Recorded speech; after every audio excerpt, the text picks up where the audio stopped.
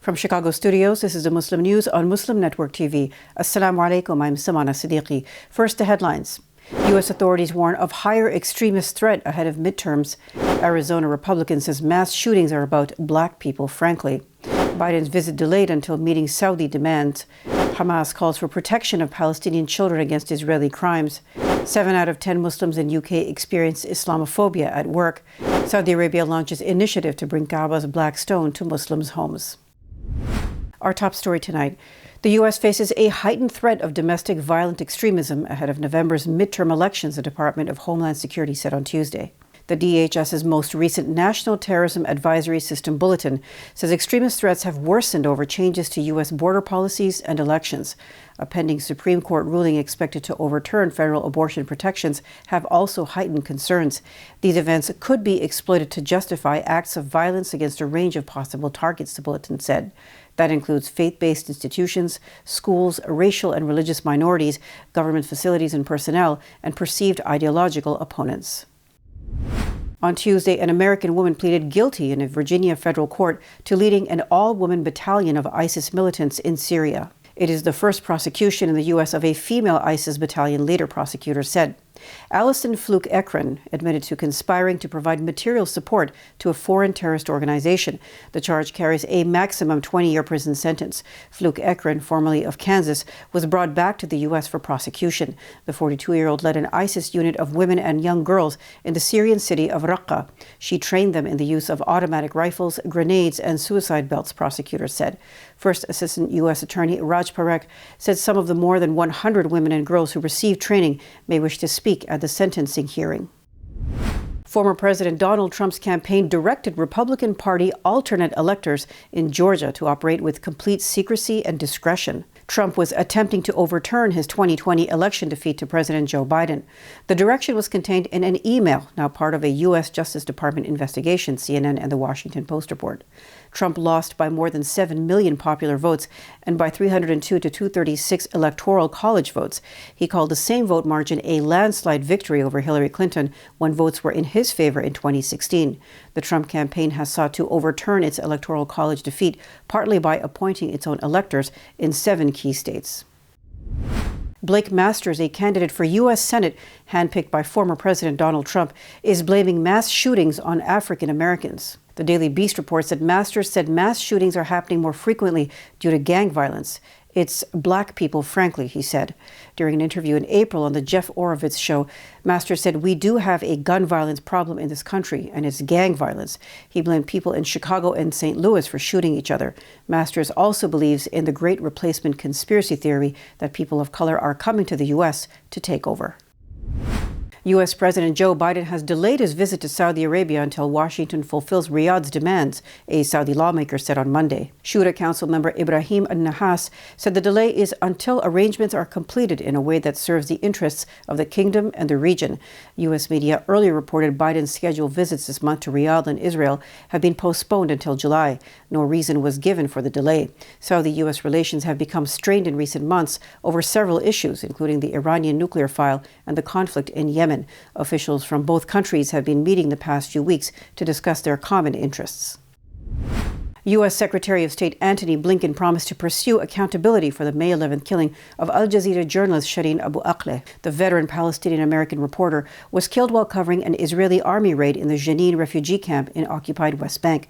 At a forum for student journalists in Los Angeles on Tuesday, Blinken was confronted about why there have been no repercussions for Israel, a longtime U.S. ally for Abu Akleh's killing. Blinken said the facts behind the case have not yet been established. He said the U.S. is looking for an independent, credible investigation. He added that when the investigation happens, we will follow the facts wherever they lead. Blinken's comments come amid heated dispute between Israeli and Palestinian authorities on how Abu Akleh died. Hamas has called for providing international protection to Palestinian children against Israeli crimes. The group said Israel is practicing all types of crimes against them, including killing, abduction, assassination, siege, and house arrest. The statement was released on Saturday to mark International Day of Innocent Children Victims of Aggression. The day is to acknowledge the pain suffered by children who are the victims of physical, mental, and emotional abuse globally. It is a reminder of the plight and suffering of Palestinian children at home, in refugee camps, and in diaspora, Hamas said. The group said 88 Palestinian children have been killed by Israeli forces since last year. how Muslims in the UK are facing Islamophobia in the workplace. Survey results after the break, so stay tuned. And we'll be right back after these messages.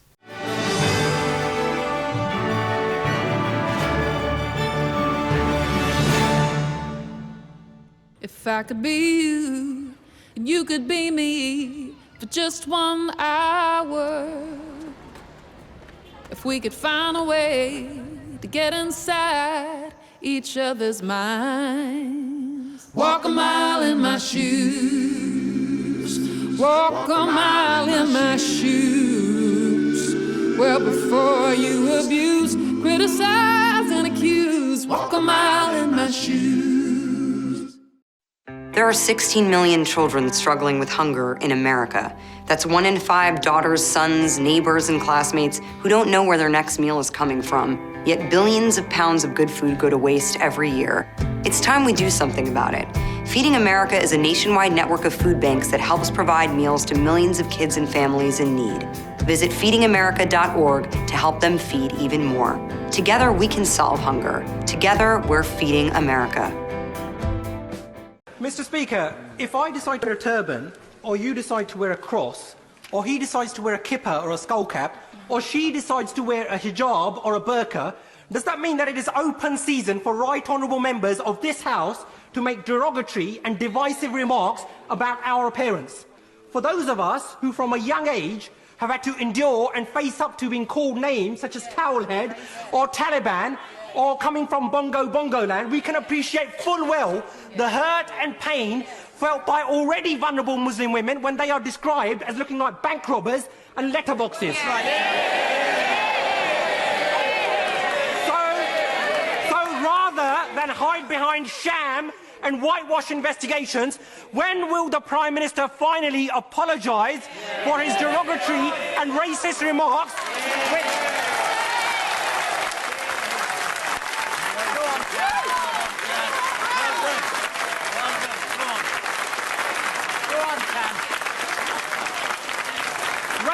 Racist remarks, Mr. Speaker, which have led to a spike in hate crime. And given the increasing prevalence of such incidents within his party, when will the Prime Minister finally order an inquiry into Islamophobia within the Conservative Party, something which he and his Chancellor promised on national television?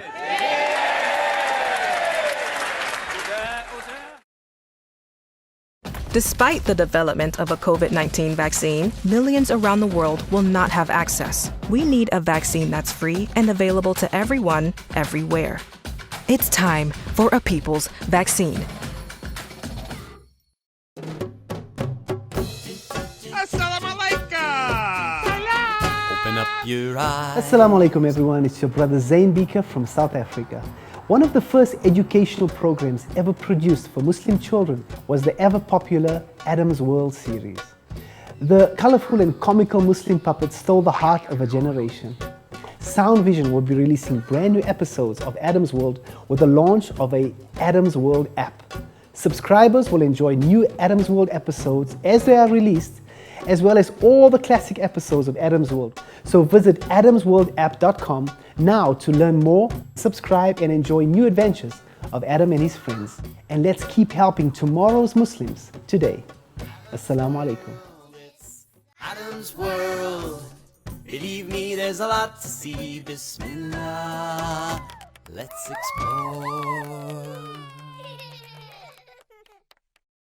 To stop this genocide, we need your help.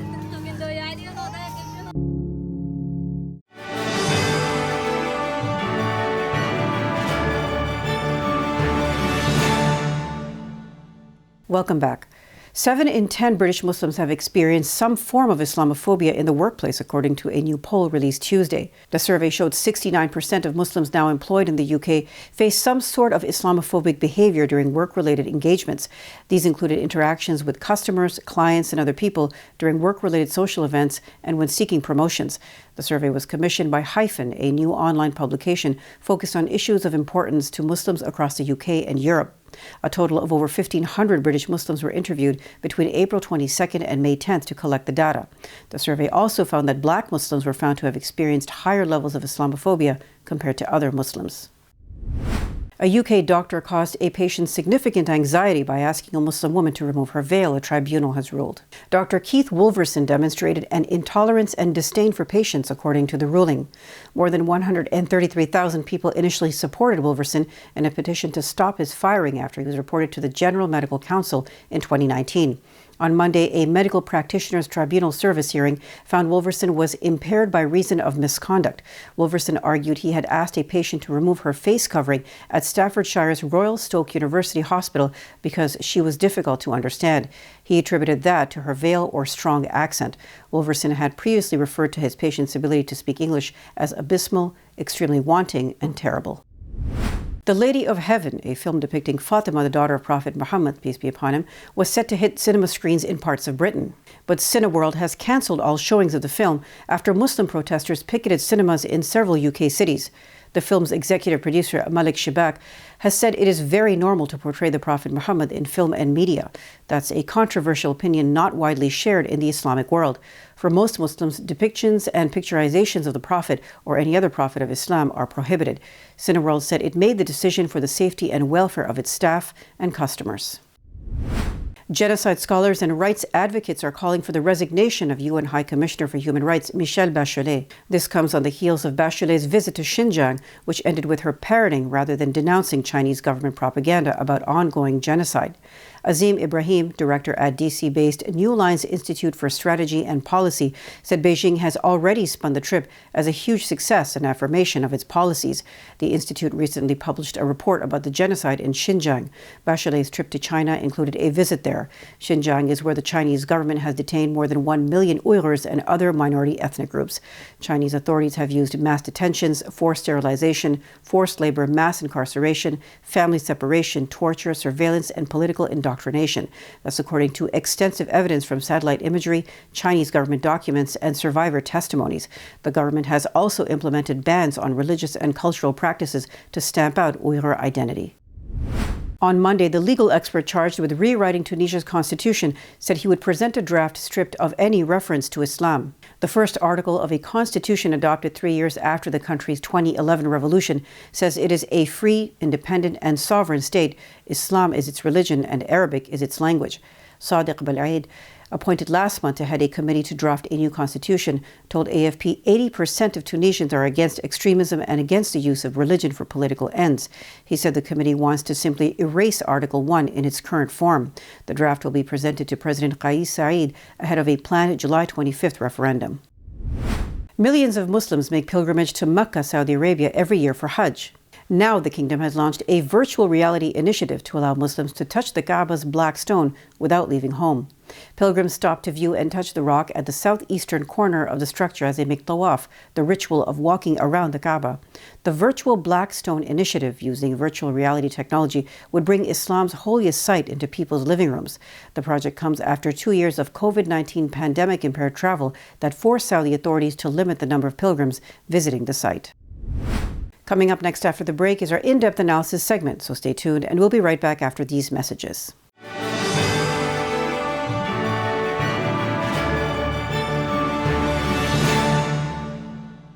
If I could be you, and you could be me for just 1 hour, walk a mile in my shoes, walk a mile in my shoes. Assalamu alaikum. This is Imam Malik Mujahid in Chicago. Just like you, I was moved by that Allahu Akbar lady.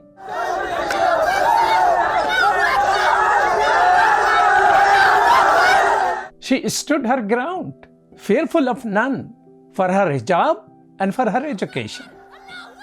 Sisters and brothers, Indian Muslims are facing a genocide. India does not care for Muslim protesting, but it does care for the world opinion. Therefore, we must push the United Nations. The UN has a responsibility to protect. They must prevent genocide. Please sign this UN petition now. Get others to sign. It will help. Trust me, it will help. We need 1 million signatures, brothers and sisters. Please sign now.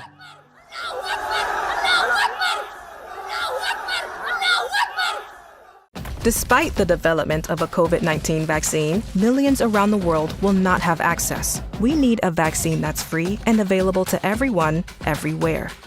It's time for a people's vaccine. I am what hunger looks like in America. I am an 8-year-old girl who's not excited for the last day of school. Because this may be the last time I'll have lunch. Till September. I am a single father of 2 who works 3 part-time jobs, and that's still not enough to put food on the table. I was created by artificial intelligence from faces of the 1 in 8 Americans who struggle with hunger. Feeding America, 200 food banks strong.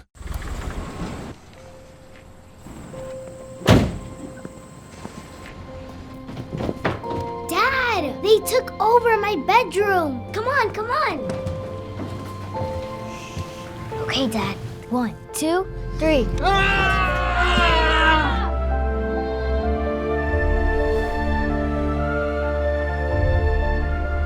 Dad!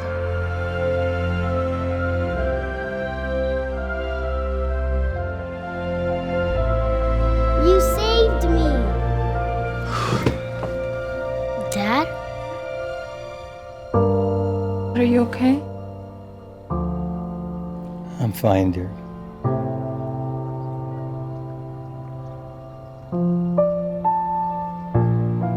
Your hero needs you now, and AARP is here to help. Find the care guides you need at aarp.org/caregiving. We are Justice for All.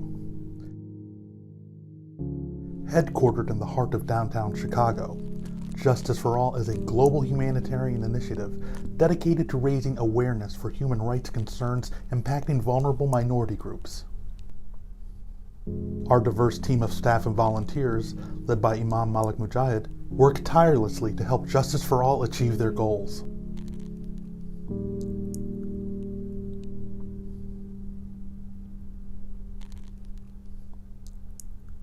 We promote policies that protect religious freedom, address the root causes of mass displacement, and recognize the plight of refugees and forced migrants. Together, we can continue to stand up for justice. Justice for all.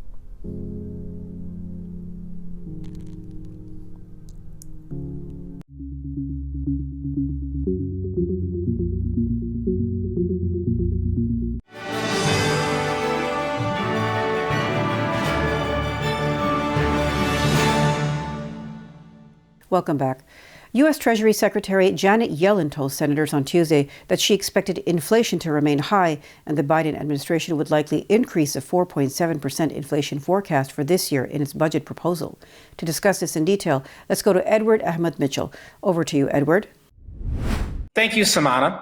Today we'll be discussing an issue that I think every single American is aware of, and that is the issue of inflation, this drastic rise we've seen in the prices of goods across the economy. What is the current state of inflation in the United States? Why did this happen? What, if anything, can be done about it? Let's discuss that today with our special guest, Pia Malaney, who is the co-founder and director of the Center for Innovation, Growth, and Society, and a senior economist at the Institute for New Economic Thinking. Pia, thank you so much for joining us. How are you doing today? Very well, thanks. Thank you for having me. Very happy to have you. So let's start with just a little basic information for our guests. What is the state of inflation in the United States right now, and what led to this problem? As most of us have probably been feeling in our pocketbooks, inflation is now at a 40-year high. And there's a huge amount of concern. We're hearing the Fed talk about how they want to raise interest rates in order to deal with this. We're talking about concerns about a wage price spiral and how we need to rein in the economy. So to answer your question, let's look a little bit as to why we might actually be in this position. We had low interest rates for decades, and then we got hit by the pandemic a couple of years ago. And in the face of what could have been one of the worst recessions we've ever seen, the government decided to start easing money supply and start pumping money into the economy by essentially giving people tax breaks and sending out child credits and just giving people money so that while they were forced to stay at home during the pandemic, they'd actually be able to keep the economy going, be able to feed their families and pay their rent, and just keep going. But as a result, there was a fair amount of money pumped into the economy. And the second piece of this is that people wanted to stay home, obviously, because you don't want to go into an environment where you're likely to get sick, especially given that the US workforce is not really offering most of its workers universal health care. We're not offering paid sick leave to a lot of our workers. Childcare is a huge issue. So women needed to stay home to look after their children. So we had a lot of workers leave the workforce. We also had a huge pressure on our supply chains, because one of the things we saw was that since we couldn't go out and eat at restaurants, we didn't want to travel, we weren't using services as much, no one wants to be in a gym or getting a massage during a pandemic. So the demand for services dropped significantly, and many of us shifted that demand over to goods. We were working at home. We needed new laptops. We wanted to redo our home since we were spending more time. We wanted our own cars since public transportation was suddenly much more threatening to use. So people started spending a lot of money on actual goods, and that increased demand for goods. And we had a lot of issues with our supply chains because they couldn't keep up in the face of COVID with the increased demand that we were seeing. So inflation really arises when you see a discrepancy between aggregate supply and aggregate demand. And we saw supply affected and demand affected. And so we ended up in the situation we're in now, especially as people started going back to work and we start seeing more money flowing to people as workers start getting their incomes back. So that's a fascinating turn of events. So, essentially during the pandemic, the government provided financial support to people to keep them afloat. At the same time, supply chains were impacted by the spread of the virus. And then you had an increase in this demand because people had more money. It seems like a perfect storm. What, if anything, are policymakers doing about this? What can be done about this? Or do we just have to ride it out? Oh, no, I think there's definitely things that we can do about it. Now, here's the issue. Policymakers are looking at different pieces of this. If you want to address the aggregate demand piece of it, then you can do what the Fed wants to do now, which is to raise interest rates. And what that will do is it will place downward pressure on aggregate demand. What it essentially will do is create higher unemployment and push the economy into a recession by pressuring aggregate demand down.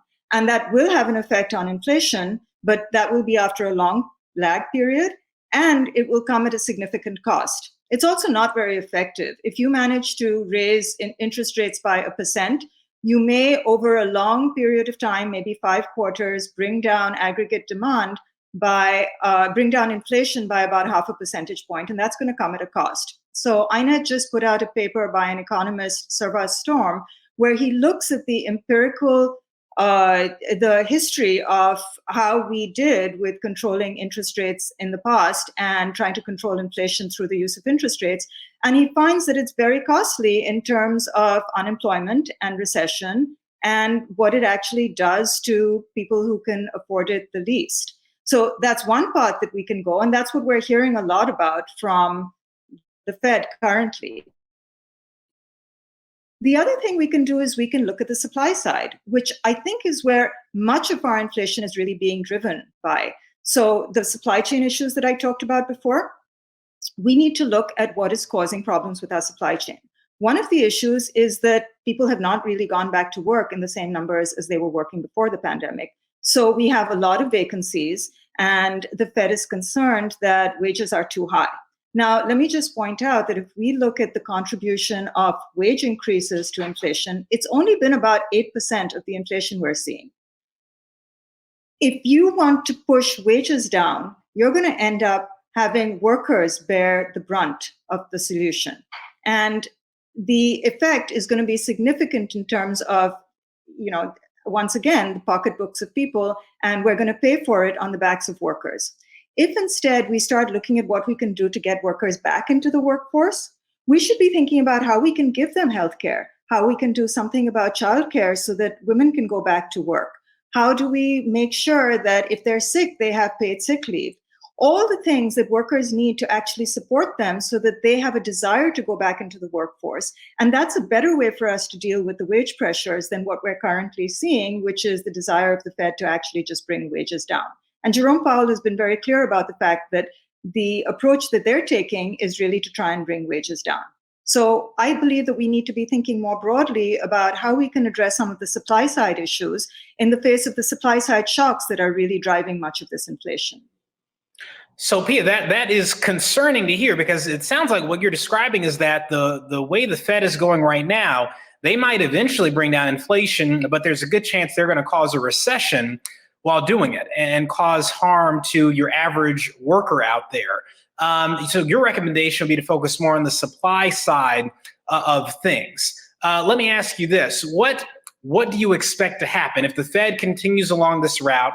And given that they have this independence that allows them to really not really answer anyone, what do you think the next year is going to look like? Do you think inflation is going to naturally level out? Or do you think things are going to continue to get worse, prices will continue to rise? I think it depends on how certain things play out. So to the extent that the Fed pushes interest rate rises, I think we are going to see worse inflation. We're going to see a recession. I think left to its own devices, if we could actually just control the pandemic, I think we go a long ways towards getting people back into the workforce. If we can provide some of the longer term support that I talked about, we can help people get back to work. And I think that would be a way of bringing down inflation. Now, I should say that there's another factor at play here, which is that corporations, seeing these high inflation rates, have realized that because there is so much more monopoly power today than there ever was before, that they can raise prices to not only cover the cost of rising wages and to cover the cost of rising inputs, but over and above that, so that they can increase their profits. So if you remember when I said that wages were contributing, the rise in wages was contributing about 8% of the current inflation, the rise in corporate profits has contributed more than 50% to the inflation that we're seeing today. And we have earnings reports from major corporations where they talk about the fact that inflation is good for them because they can increase their profits, because they can raise prices over and above what they need to. So we're seeing corporate profits at a higher than they've been in the last 20 years, maybe. We're seeing, for example, in the area of shipping, profits of 150 billion, that's up from 25 billion just 2 years ago.